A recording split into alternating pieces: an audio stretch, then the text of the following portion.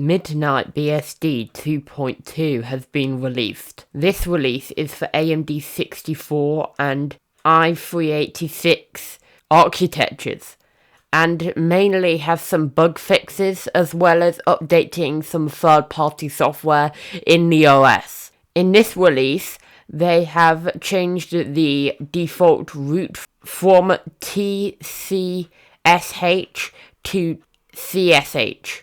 An initial xinit RC file is also now created for new GUI installs. So of course you can tell by that they're still using Xorg instead of Wayland. This release also brings a new version of Netcat, which now has SCTP support. Perl is also updated to version 5.36.0.